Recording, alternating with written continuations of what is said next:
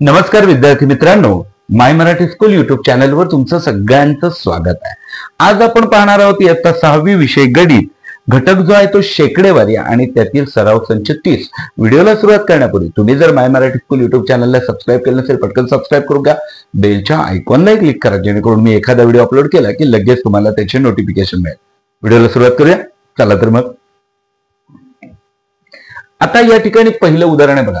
एका परीक्षेत शबानाला 800 पैकी 736 गुण मिळाले तर तिला किती टक्के गुण मिळाले।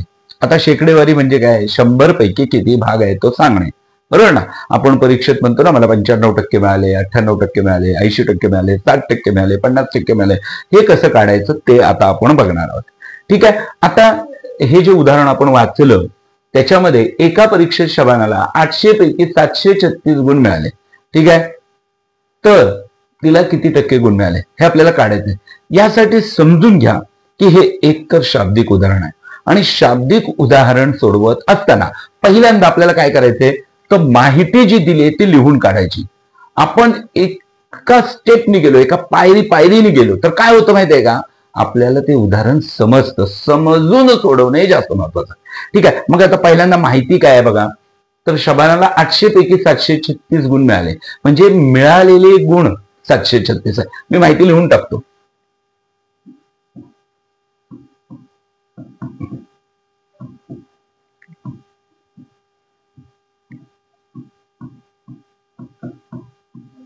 ठीक आहे, मिळालेले गुण 736, 800 पैकी 736 गुण मिळाले म्हणजे एकूण गुण किती आहे 800। मग इथं मी लगेच लिहून टाकतो, एकूण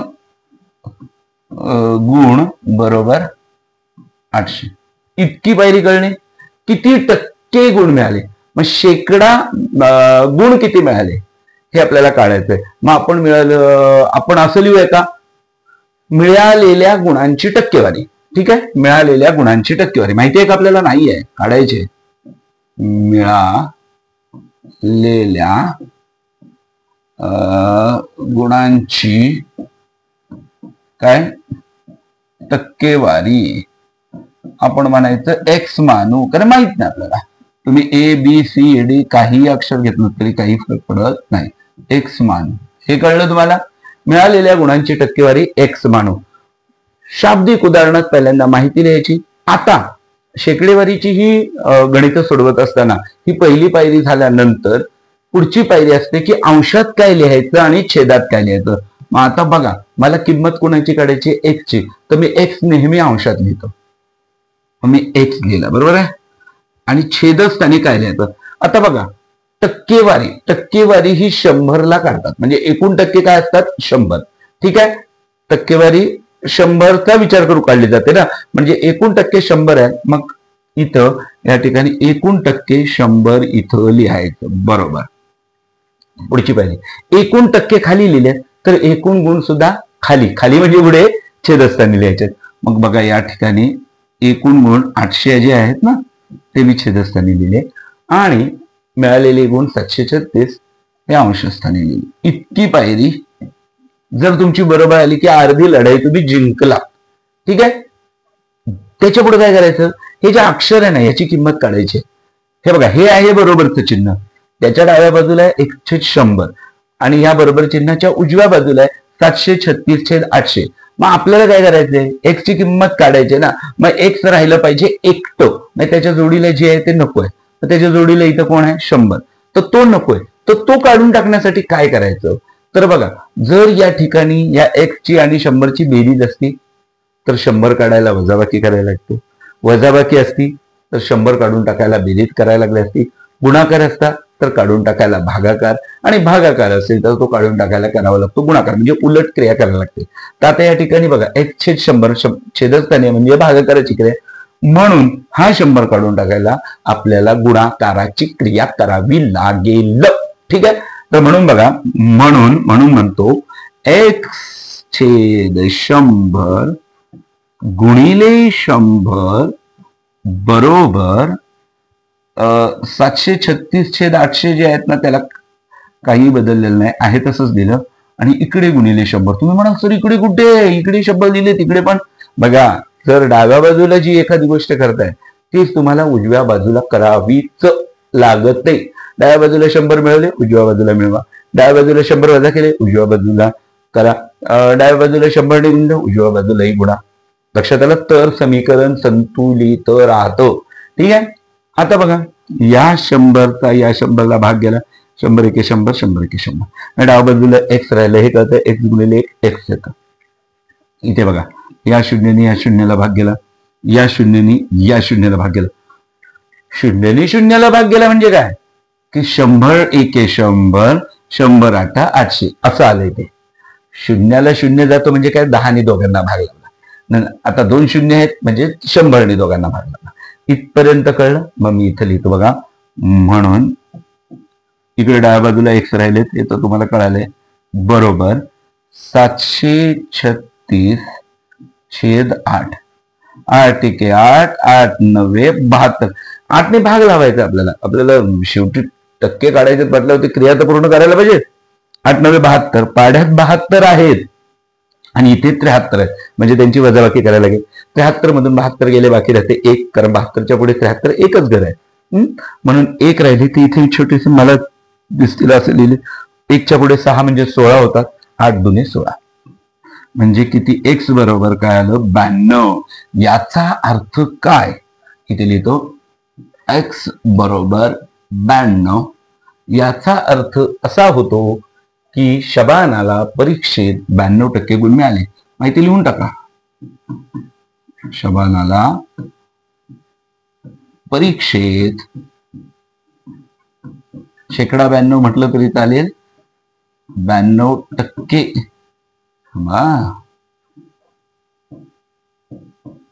गुण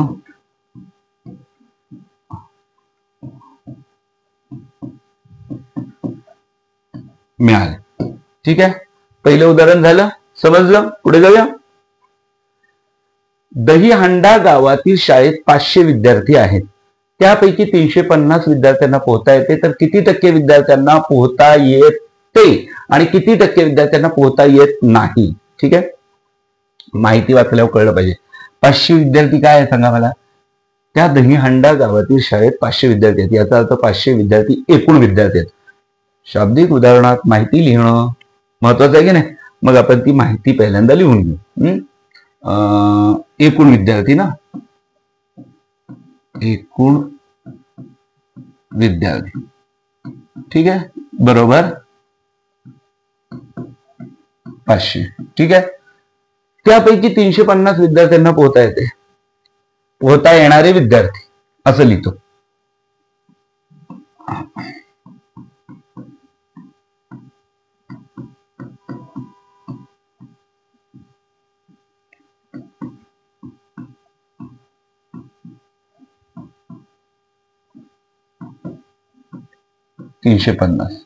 बघा, किती टक्के विद्यार्थ्यांना पोहता येते. आता किती टक्के विद्यार्थ्यांना पोहता येते, पोहता येणाऱ्या विद्यार्थ्यांची संख्या दिली त्यांनी 350, पण किती टक्के ते माहिती आहे का? नाही. मग आता आपण लिहूया पोहता येणाऱ्या विद्यार्थ्यांची टक्केवारी. पोहता, गणित समजणं महत्वाचं आहे मुलांना. एकदा तुम्हाला कन्सेप्ट कळली ना की गणित एकदम सोपं वाटायला लागतं. पोहता येणाऱ्या विद्यार्थ्यांची टक्केवारी खाली लिहितो जरा. माहिती आहे का? नाही. मग काय म्हणायचं त्याला? एक्स. मी एक्स मानतो, तुम्ही काही माना, एक्स मानू. ठीक आहे. पोहता येणाऱ्या विद्यार्थ्यांची टक्केवारी माहित नव्हती, ती काढायची म्हणून ते एक्स मानले. माहिती लिहून झाल्यानंतर आपली पुढची पायरी असते अंशात काय लिहायचं आणि छेदात काय लिहायचं. माझी टेक्निक तुम्हाला माहिती आहे. मी अंशात ज्याची किंमत काढायची आहे त्यालाच लिहितो. म्हणून बघा, म्हणून एक्स. आता एक्स काय आहे? टक्केवारी आहे ना. मग एकूण टक्के किती असतात? 100. म्हणून ते छेदस्थानी लिहून टाकतो. एक्स छेद 100 बरोबर 100 एकूण टक्के आहेत. मग एकूण विद्यार्थी खाली लिहायचं. खाली लिहायचं म्हणजे छेदस्थानी 500. एकूण विद्यार्थी 500 आणि पोहता येणारे विद्यार्थी अंशात लिहितो 350. ठीक आहे. एवढी पायरी. पुढची पायरी तर तुम्हाला माहिती आहे, अक्षराला एकटं ठेवा. मग ठेवूया. एक अक्षराला म्हणजे एक्सला एकटं ठेवायचं. इथे भागाकाराची क्रिया आहे. एकटं ठेवण्यासाठी गुणाकाराची क्रिया करायला लागेल. 100ला काढायचेत ना. म्हणून 1/100 गुणिले 100 बरोबर 350/500. जे डाव्या बाजूला केलं ते तुझ्या बाजूला 100. ठीक आहे. 100 एके 100, 100 एके 100. म्हणजे डाव्या बाजूला काय राहिलं हे तर तुम्हाला कळालं, एक्स राहिला. इथे बघा, या शून्याला हा शून्य गेला, या शून्याला हा शून्य गेला, म्हणून एक्स बरोबर 350/5. इतकं कळलं का तुम्हाला कसं आलं ते? ठीक आहे. आता इकडे सोडवा. हा, एक्स बरोबर किती आले इथे लिहितो मी परत, 350/5 ना. 5 एके 5, 5 7 35 आणि 5 0 0 म्हणजे एक्स बरोबर 70. हे 70 काय आहेत? पोहता येणाऱ्या विद्यार्थ्यांची टक्केवारी. किती आली? 70. मग किती टक्के विद्यार्थ्यांना पोहता येत नाही? इथं पोहता न येणाऱ्या विद्यार्थ्यांची संख्या नाही विचारली, टक्केवारी विचारली. संख्या विचारली असती तरी आपण काढली असती, 500 मधून 350 गेले 150, पण टक्केवारी विचारले. म्हणून या ठिकाणी पहिले मी लिहितो, पोहता येणाऱ्या विद्यार्थ्यांची टक्केवारी 70 आहे, किंवा पोहता येणारे विद्यार्थी 70% आहेत. बघा, पोहता येणारे विद्यार्थी 70% आहेत. म्हणून आता या ठिकाणी बघा, पोहता न येणारे विद्यार्थी, पोहता न येणारे विद्यार्थी बरोबर कसं काढणार? एकूण टक्के किती? 100 ना. 100 वजा 70 आहे काय? नाही काय? 100 वजा 70 बरोबर 30. म्हणजे 30% विद्यार्थी. पोहता न येणारे विद्यार्थी किती आहेत? 30%. पोहता येणारे विद्यार्थी किती आहेत? 70%. झालं. दुसरं उदाहरण, प्रकाशने शेतातील 19,500 चौरस मीटर शेतजमिनीपैकी 75% जमिनीत ज्वारी पेरली, तर त्यांनी किती चौरस मीटर जागेत ज्वारी पेरली? ठीक आहे. या ठिकाणी काय करूया, 19,500 काय आहे? एकूण शेत जमीन आहे, बरोबर आहे. म्हणजे 19,500 चौरस मीटर क्षेत्रफळ आहे ते. लिहून घेऊया, एकूण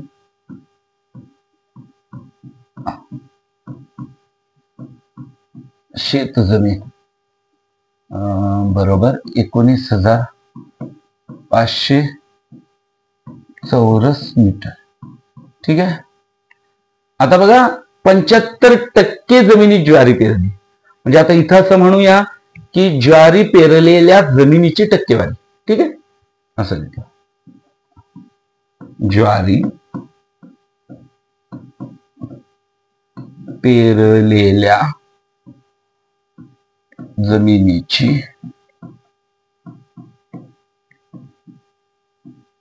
टक्केवारी खाली लिहितो. किती आहे? बरोबर 75. ठीक आहे. टक्केवारी ही 100 पैकी असते. तर त्याने किती चौरस मीटर जागेत ज्वारी पेरली ते माहित नाही. मग ज्वारी पेरलेली शेत जमीन बरोबर ज्वारी, इथं टक्केवारी नाही म्हणत आहे, ज्वारी पेरलेली शेत जमीन म्हणतो मी. ज्वारी पेरलेली शेत जमीन एक्स मानूया, माहित नाही ना, एक्स मानू. पुढची पायरी, पहिल्यांदा माहिती लिहिणं गरजेचं. इथं माहिती जर तुम्ही अचूक लिहिलेत ना, तुम्ही अर्धी बाजी जिंकता, अर्धी लढाई जिंकता.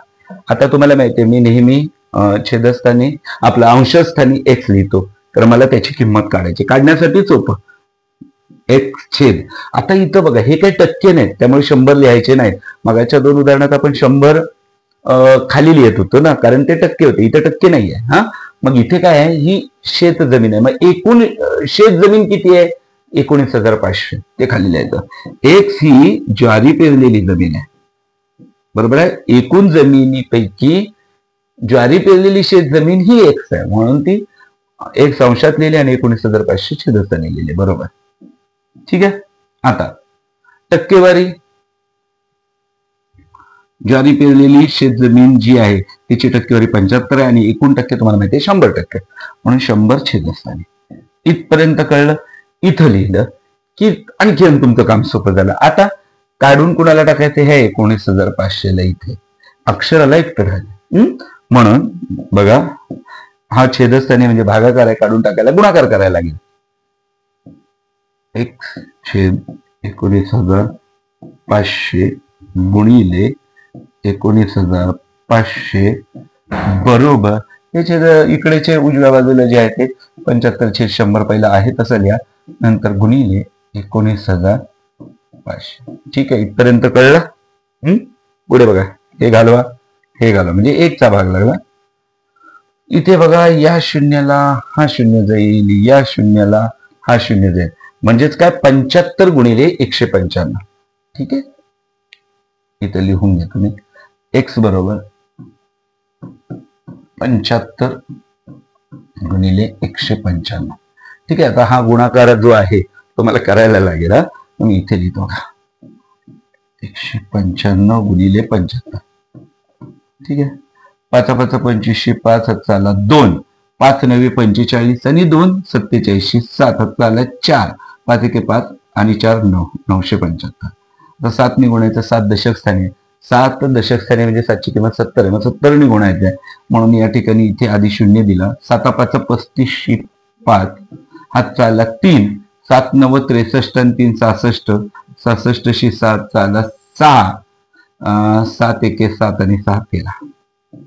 ठीक आहे, आता इथे बघा बेरीज करायची असते नाही.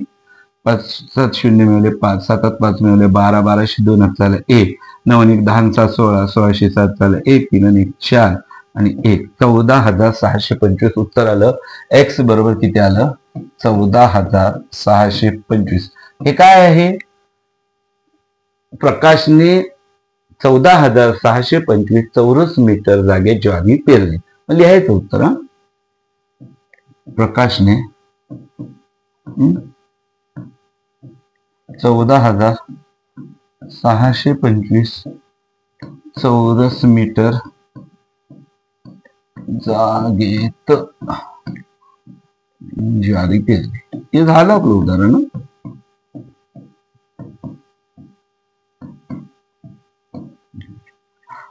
लक्षात आलं? पुढे जाऊया. सोहमला त्याच्या वाढदिवसाच्या दिवशी 40 मेसेजेस आले. त्यापैकी 90% मेसेजेस वाढदिवसाच्या शुभेच्छा देणारे होते. तर त्याला वाढदिवसाच्या शुभेच्छांव्यतिरिक्त किती मेसेजेस आले? शाब्दिक उदाहरण आहे. दिलेली माहिती लिहून घेणं महत्वाचंच आहे. त्यामुळे पहिल्यांदा लिहूया. हे 40 मेसेजेस आले म्हणजे काय झाले? एकूण मेसेजेस. हे काय? एकूण मेसेजेसची संख्या. मग मी म्हणतो एकूण मेसेजेस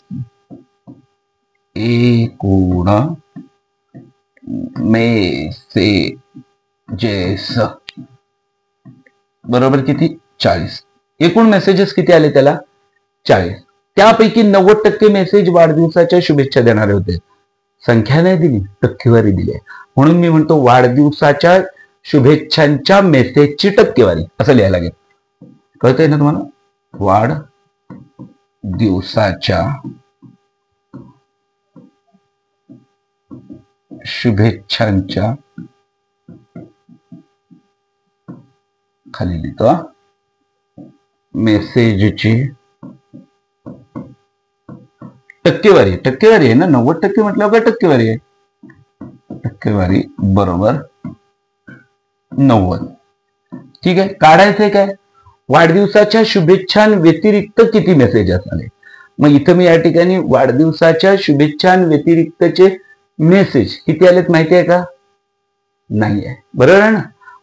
या ठिकाणी दोन पद्धतीने काढू शकता. एक तर तुम्ही वाढदिवसाच्या शुभेच्छांचे मेसेज किती आले ते काढू शकता आणि त्याचबरोबर डायरेक्ट वाढदिवसाच्या शुभेच्छांव्यतिरिक्त किती मेसेजेस आले ते पण काढू शकता. आता ते कसं काढू शकतो बघा. आता मला सांगा, वाढदिवसाच्या शुभेच्छांच्या मेसेजची टक्केवारी 90 आहे. बरोबर ना? मग मला सांगा वाढदिवसाच्या शुभेच्छांव्यतिरिक्त जे मेसेज आले त्याची टक्केवारी किती असेल? बघा, विचार करा. मी लिहितोय तोपर्यंत. वाढदिवसाच्या शुभेच्छांव्यतिरिक्त म्हणतोय मी, टक्केवारी म्हणतोय. शुभेच्छां व्यतिरिक्त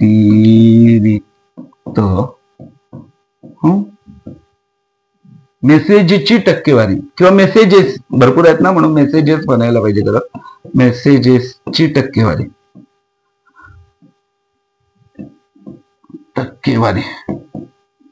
किती असणार आहे? तर एकूण टक्के किती? 100. वाढदिवसाच्या शुभेच्छांच्या मेसेजची टक्केवारी 90. ते 100 मधून 90 गेले की आले 10. ती आली 10. बरोबर आहे. याच्यावरून आता आपण काढू शकतो. आता बघा, ही झाली टक्केवारी. मग वाढदिवसाच्या शुभेच्छांव्यतिरिक्तचे मेसेजेस, मी असं म्हणू का इतर मेसेजेस. इतर मेसेजेस म्हणजे वाढदिवसाच्या शुभेच्छांव्यतिरिक्तचे मेसेज म्हणजे इतर मेसेजेस. इतर मेसेजेस किती आले माहिती आहे का तुम्हाला? रे नाही माहिती. म्हणजे ही गोष्ट माहित नाही त्याला माना ना अक्षर घेऊन काहीतरी. एक्स मानू. इतकं कळलं, इतकं कळलं, इतकं कळलं. खूप हुशार आहात म्हणून तुम्हाला पटकन कळतंय. एक्स मान. बरोबर. ही एक ही संख्या आहे. इतकं लिहून झाल्यानंतर पुढची पायरी तुम्हाला माहिती आहे अंशात काय लिहायचं, छेदात काय लिहायचं. मी अंशस्थानी एक्स लिहितो म्हणून एक्स लिहिला. आणि ही मेसेजची संख्या आहे. मग एकूण मेसेजेस किती आहेत? 40. ते छेदस्थानी लिहिता आलं पाहिजे. ठीक आहे. बरोबर. टक्केवारी किती आहे इतर मेसेजेसची? तर ती आहे 10. इथं गडबडू नका. इथे मी इतर मेसेजेस म्हटलं असतं तरी जमलं असतं. 10 आणि एकूण टक्के असतात 100. इतर मेसेजेसची टक्केवारी आहे 10, अंशात लिहिली, आणि एकूण टक्केवारी 100 असते म्हणून ते 100 छेदस्थानी लिहिले. आता तुम्हाला माहितीये पुढची पायरी, अक्षराला ठेवा 1 ट, 40ला टाका काढून. मग 40ला काढून टाका म्हणजे डाव्या बाजूला काढून टाका. मग काय होतंय ते बघूया. बघा, म्हणून x/40. भागाकार असेल तर क्रिया उलट होते, गुणाकार करावा लागतो.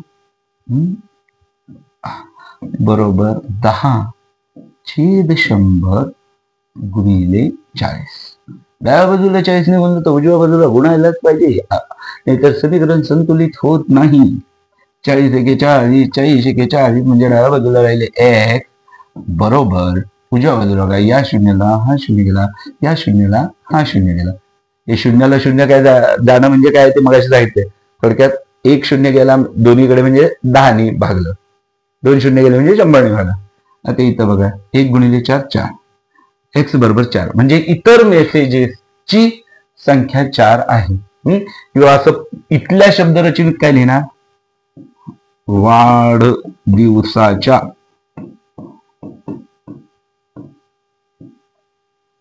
शुभेच्छांव्यतिरिक्तचे मेसेज, व्यतिरिक्त आलेले मेसेज आहे.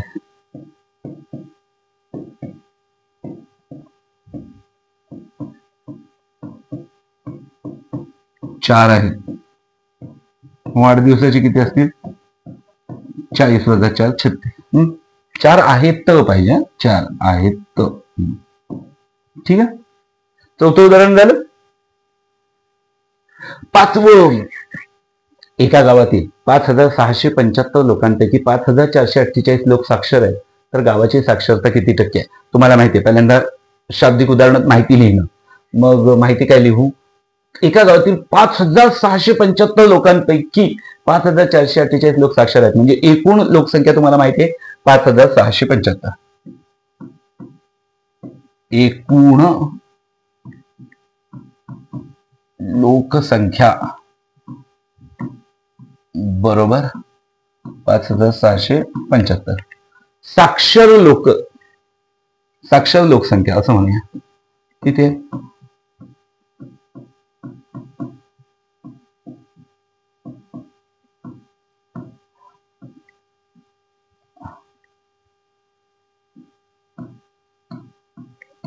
बरोबर 5448. ठीक आहे. तर गावाची साक्षरता किती टक्के आहे? साक्षरतेची टक्केवारी माहिती आहे का? नाही. मग मी काय म्हणणार? एक्स.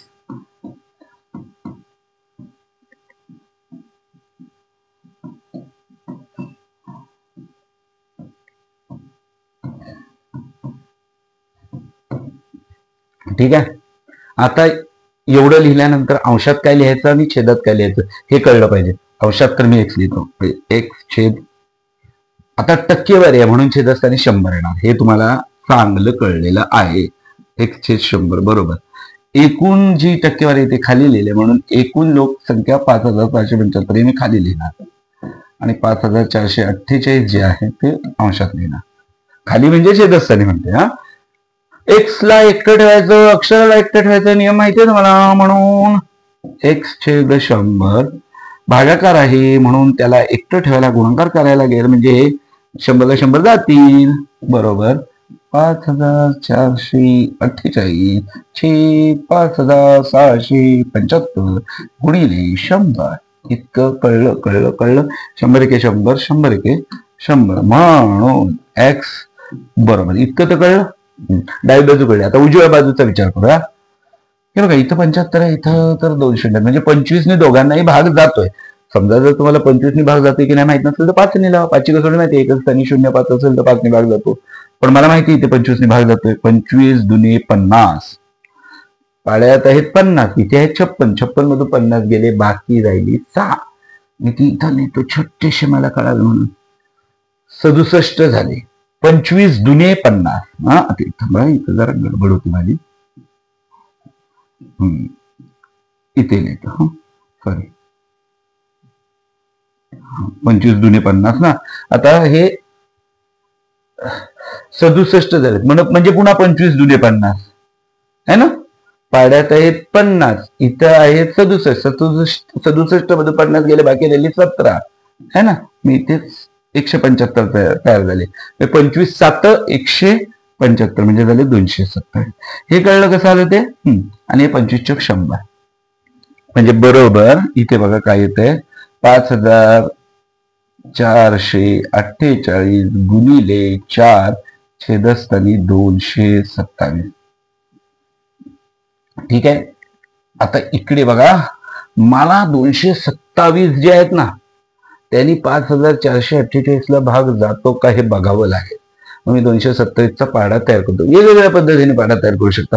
पहिल्यांदा 2 चा लिहा, नंतर 2 चा लिहा, मग 7 चा लिहा आणि मग ती बेरीज करायची. ती पद्धत मी यातला एक व्हिडिओ बनवलाय, तो बघा. नाही तर आता इथे मला 27 चा पाढा पाठ आहे ना, आणि 2चा म्हणजे या ठिकाणी 200चा पाढा पण मला माहिती आहे, तुम्हाला पण माहिती आहे.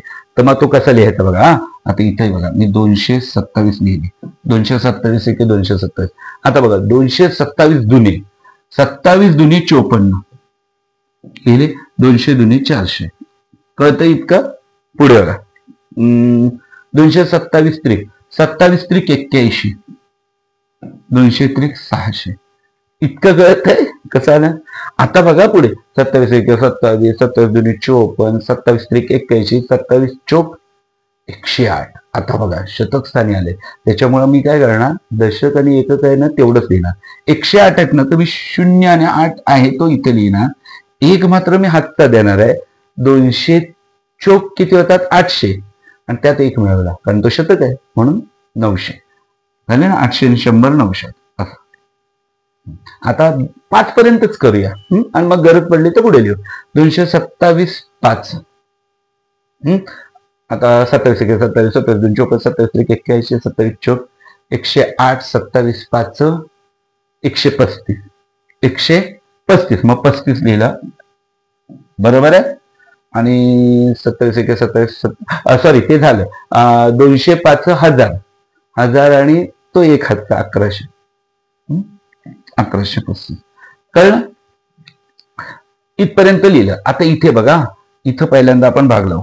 227 एके 200, 544 किती आहे तर हे मोठे आहेत म्हणजे हा 2चा भाग लागला. बघा इथे लिहितो. जरा गिचमिड झाले. कमी इकडेच करूया, थांबा पुढे करूया. पुढे परत लिहितो मी. इथे लिहितो x बरोबर 5448 छेद 227 गुणिले 4. हे मी परत इथे लिहितोय बघा. 227 एके 227 आणि इथे बघा 227 दुने 454. त्यातला आता मग ही वजाबाकी करायची. 454 घालवायचे कोणाच्यातून, 544 मधून. 4 गेले 0, 14 गेले 9, 90. मग 90 इथं लिहिले झाले 908. 908 आहे इथं बघा चौथे. 24. कळलं? कळलं कसं आलं ते? म्हणून x बरोबर 24 × 96. म्हणजे गावची साक्षरता किती टक्के आहे? 96. कळते? गावाची साक्षरता 96% आहे.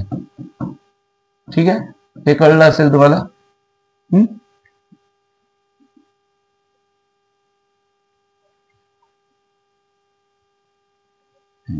इथे 227. ठीक आहे, समजलं तुम्हाला? हा भाग इथे लावला, हे समजून घ्या थोडं. पाहिजे तुम्ही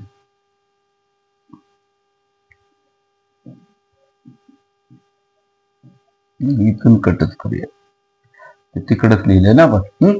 ठीक आहे, पुढचं बघा 6वं. एका निवडणुकीत जांभूळ गावातील 1200 महिलांपैकी 1080 महिलांनी मतदान केले, तर वडगावातील 1700 महिलांपैकी 1360 महिलांनी मतदान केले. कोणत्या गावातील मतदान करणाऱ्या महिलांचे प्रमाण जास्त आहे? या ठिकाणी ना 2 गाव आहेत आणि त्यांची आपल्याला तुलना करायची, म्हणून इकडे मी लिहितो जांभूळगाव. जांभूळगाव आणि पलीकडे लिहितो वडगाव. माहिती लिहायची, माहिती आहे तुम्हाला कसं ते. पहिल्यांदा 1200 महिलांपैकी म्हणजे एकूण महिला ज्या आहेत त्या कळल्या तुम्हाला जांभूळ गावातील. मी तर लिहितो एकूण महिला. ठीक आहे, बरोबर 1200. ठीक आहे, आणि मतदान केलेल्या महिला, मतदान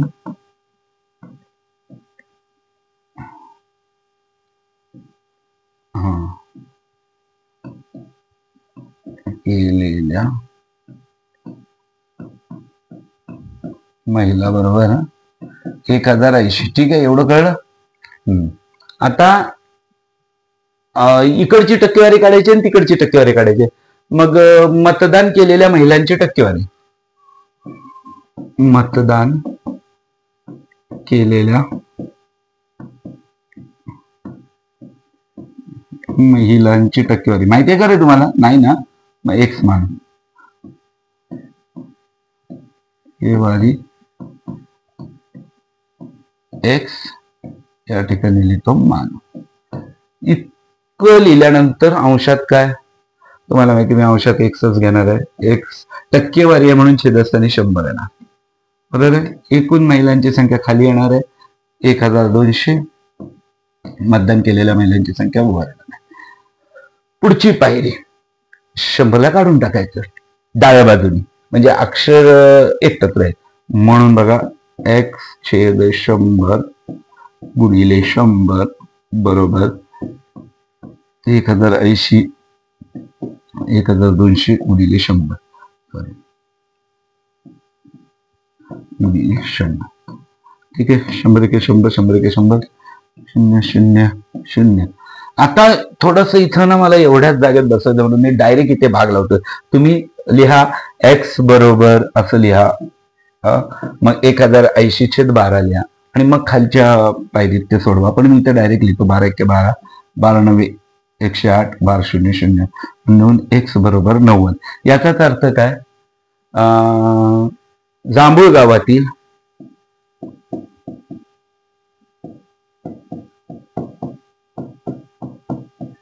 मतदानाची टक्केवारी, आता महिलांचाच विषय आहे त्यामुळे मी डायरेक्ट मतदानाची टक्केवारी म्हणतो.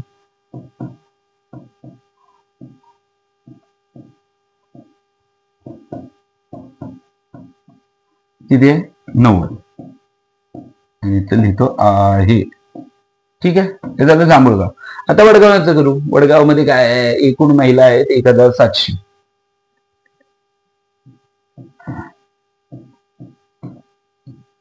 एकूण महिला 1700. मतदान केलेल्या महिला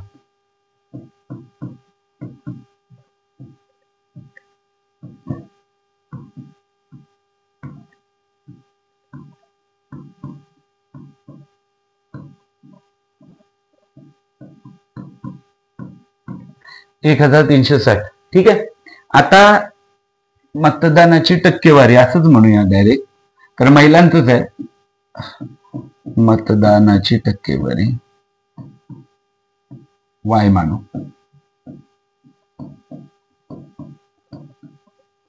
मगाशी एक्स मानले म्हणून मी आता वाय घेतला, तर मी आपला एक्सच घेत असतो कधी पण.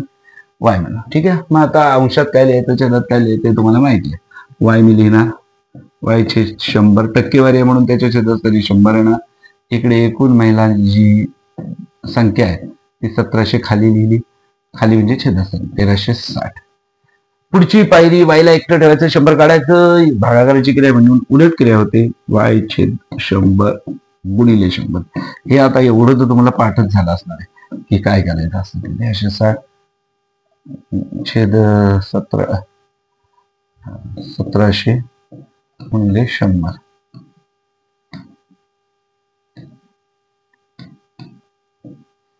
आता बघा 17 ने 1360 ला भाग जाईल, कारण 17 एके 17, 17 8 136, 17 0 0 म्हणून एक्स वाय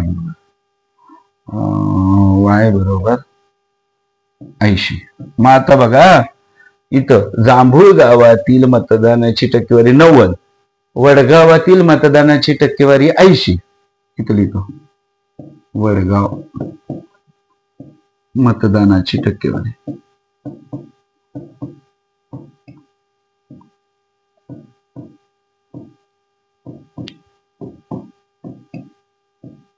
80 आहे.